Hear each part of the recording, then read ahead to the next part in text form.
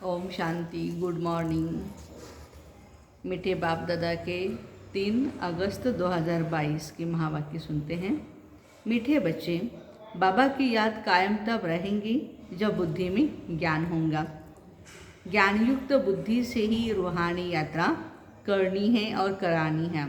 इसलिए इस ज्ञान को राजयोग को बुद्धि योग भी कहा जाता है। प्रश्न है आज का, ईश्वर दाता है फिर भी ईश्वर अर्थ दान करने की रस्म क्यों चली आती है भक्ति मार्ग में? उत्तर है क्योंकि ईश्वर को अपना वारिस बनाते हैं, बच्चा कहते हैं, समझते हैं इसका एवजा वह दूसरे जन्म में देंगे। ईश्वर अर्थ देना माना उसे अपना बच्चा बना देना। भक्ति मार्ग में भी बच्चा बनाते हो अर्थात सब कुछ बलिहार करते हो।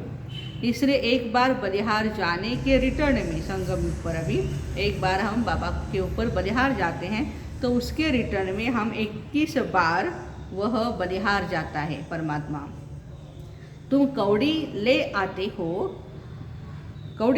हो और बाप से हीरा लेकर के जाते हो। इसी पर ही सुदामा का मिसाल है।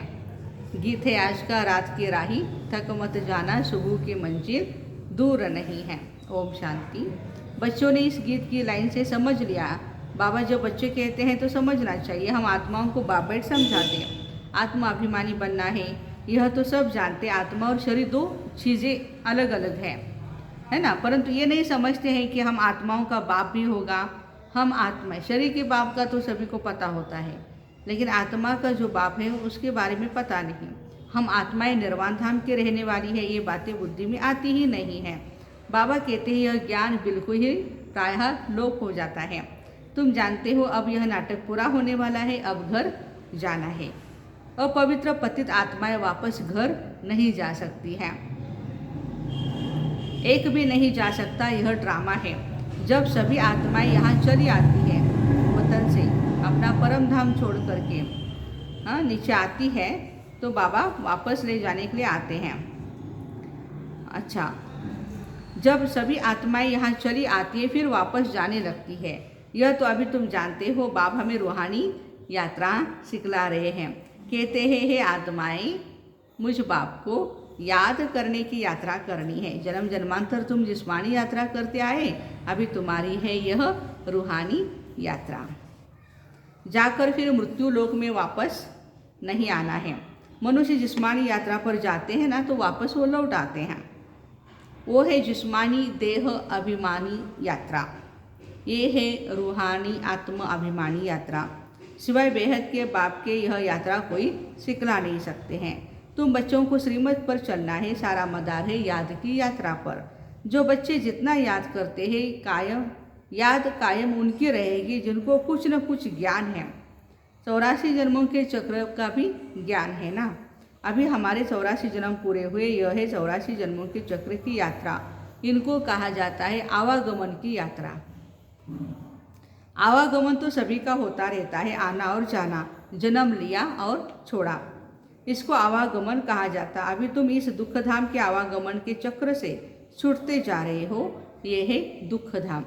अभी तुम्हारा जन्म मरण सब अमर लोक में होना है, जिसके लिए तुम पुरुषार्थ करते आए हो अमरनाथ के पास। तुम सब पार्वतियाँ हो, अमर कथा सुनती हो अमरनाथ से, जो सदैव अमर है। तुम सदैव अमर नहीं हो, तुम जन्म मरण के चक्कर में आते हो।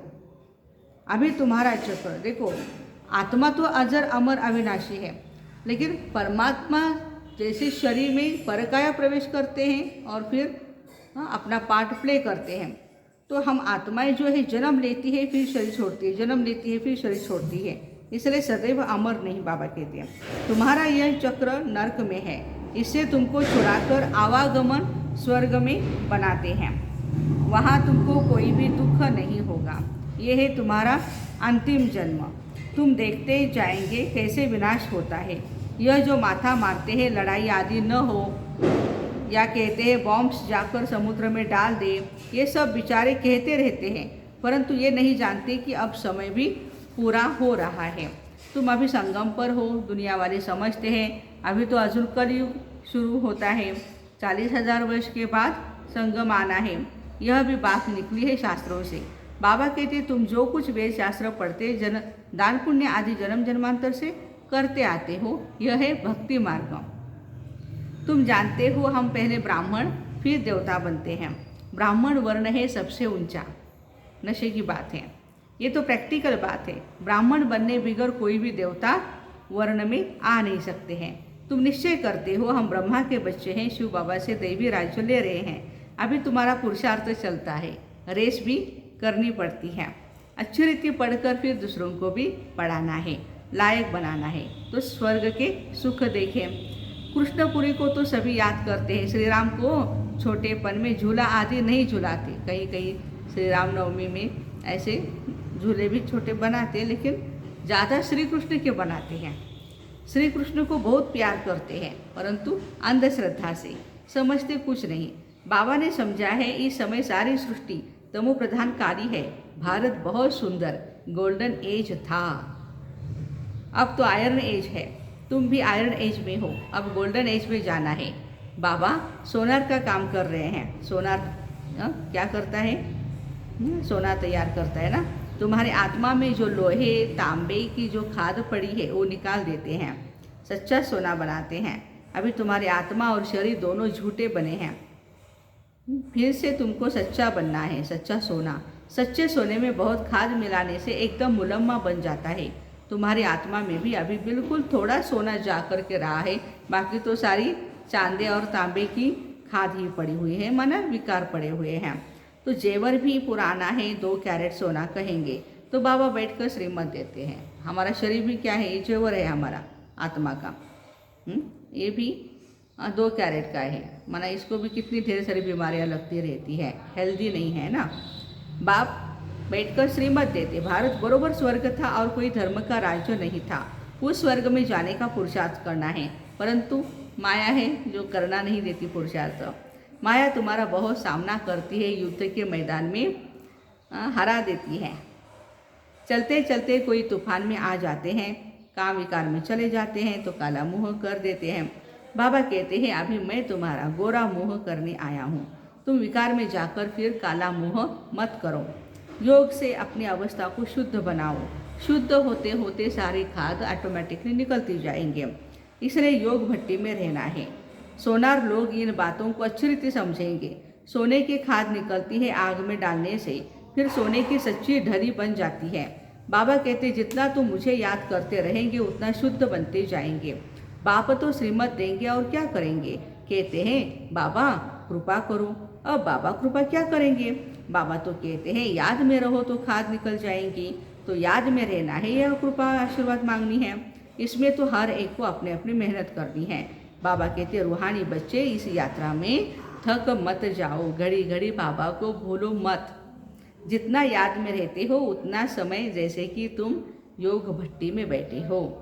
याद नहीं करते तो भट्टी में नहीं हो, फिर तुमसे और ही विकर्म ऐड होते जाते हैं, जिससे तुम और ही काले बनते हो। मेहनत कर गोरे बन और फिर काले बनते हो तो गोया तुम वैसे 50% काले थे, अभी 100% काले बन जाते हो। काम विकार ने ही तुमको काला बना दिया है। वो है काम चिता और यह है ज्ञान की चिता। मुख्य बात है काम की। घर में झगड़ा भी इस पर होता है।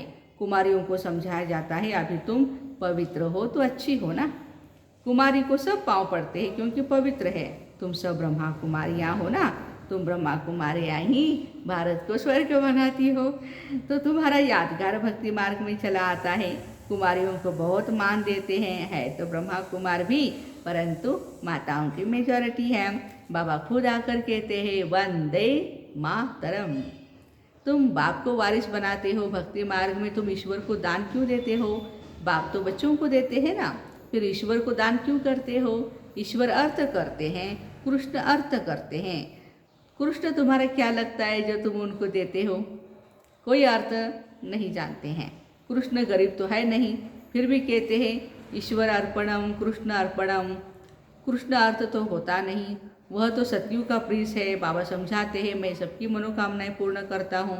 कृष्ण तो मनोकामनाएं पूरी कर न सके, वह तो कृष्ण को ईश्वर समझकर कृष्ण अर्पणम कह देते हैं। वास्तव में फल देने वाला भोलेनाथ शिव है।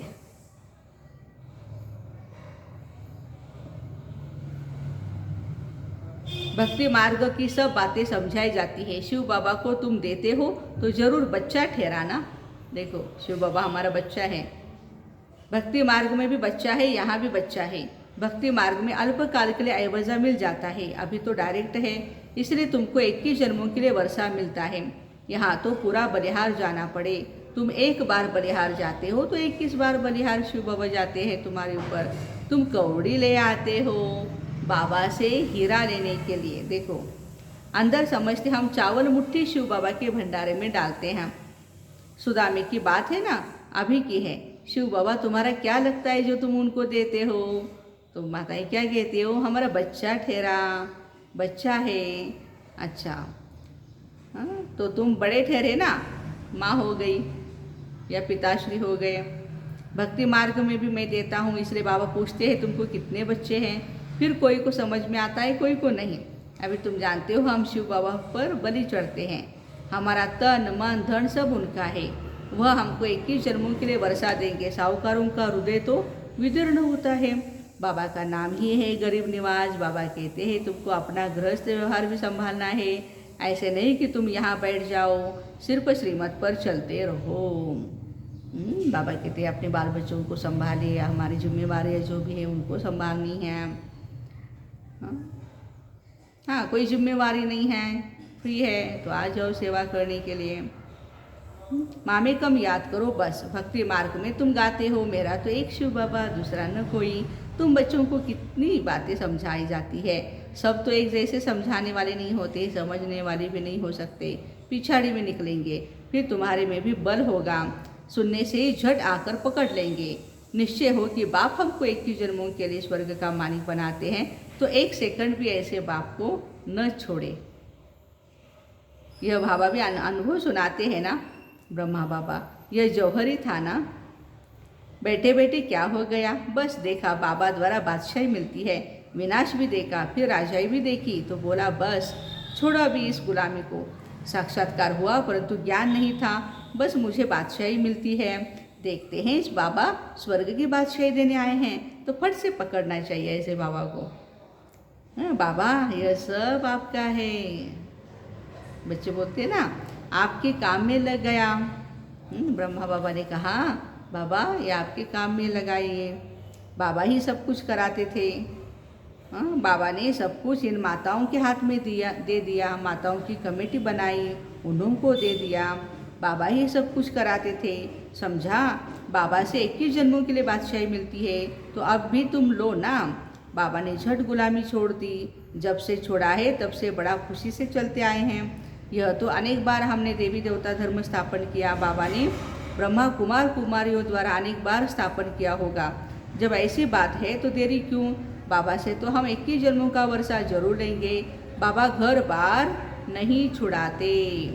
बहुत लोगों की मिसअंडरस्टैंडिंग है, घर बार छुड़ाते हैं, नहीं।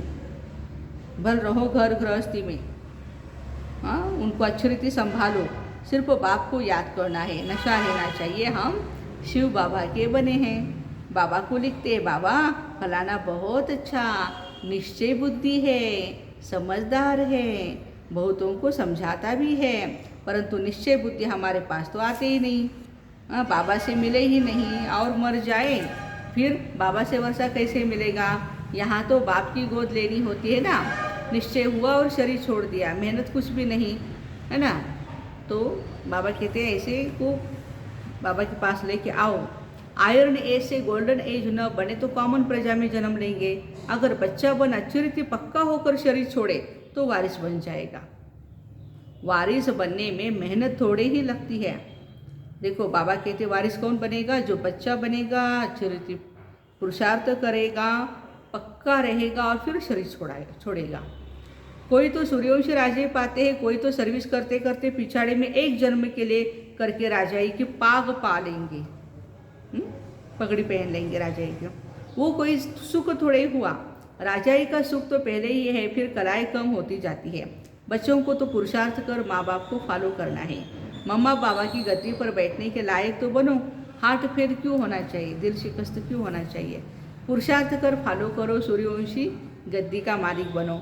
स्वर्ग में तो आओ ना, नापास होते हो तो चंद्रवंशी में चले जाते हो। 2 कला कम हो जाती है। अच्छा, मीठे मीठे से खिलते बच्चों प्रति माता पिता बाप दादा का याद प्यार और गुड मॉर्निंग। रूहानी बाप की रूहानी बच्चों को नमस्ते। हम रूहानी बच्चों की रूहानी माता पिता बाप दादा को याद प्यार, गुड मॉर्निंग और नमस्ते। वाह बाबा वाह, शुक्रिया बाबा शुक्रिया। धारणा के लिए मुख्य सार। पहली पॉइंट, बाप से आशीर्वाद मांगने के बजाय याद की यात्रा में तत्पर रहना है। रूहानी यात्रा में कभी भी थकना नहीं। दूसरी पॉइंट, शिव बाबा को अपना वारिस बनाए, उस पर पूरा पूरा बलिहार जाना है। माँ बाप को फॉलो करना है, 21 जन्मों की राजाई का सुख लेना है। आज का वरदान है, निमित्त भाव के अभ्यास द्वारा स्व की और सर्व की प्रगति करने वाले न्यारे और प्यारे भव। निमित्त भाव के अभ्यास द्वारा स्व की और सर्व की प्रगति करने वाले न्यारे और प्यारे भव। निमित्त बनने का पाठ सदा न्यारा और प्यारा बनाता है। अगर निमित्त भाव का अभ्यास स्वतः और सहज है तो सदा सर्व की प्रगति और सर्व की प्रगति हर कदम में समाई हुई है। उन आत्माओं का कदम धरनी पर नहीं लेकिन स्टेज पर है। वाह! निमित्त बनी हुई आत्माओं को सदा ये स्मृति स्वरूप में रहता कि विश्व के आगे बाप समान का एग्जाम्पल है। इतनी जिम्मेवारियां हैं तो निमित्त बन कर के हमें रहना है। स्लोगन, सुखदाता के बच्चे सदा सुख के झूले में झूलते रहो, दुख की लहर में नहीं आओ। सुखदाता के बच्चे सदा सुख के झूले में झूलते रहो, दुख की लहर में नहीं आओ। तो नागपंचमी के दिन ऐसे झूला बनाती है बहनें, और ढेर सारे सांप जो होते हैं उनकी पूजा करती रहती है, और झूले में झूलती रहती है। आज बाबा कह रहे हैं सुख के झूले में झूलते रहो। तो निमित्त भाव के अभ्यास द्वारा स्व की और सर्व की प्रगति करने वाले न्यारे और प्यारे भाई बहनों को ओम शांति। Have a nice day.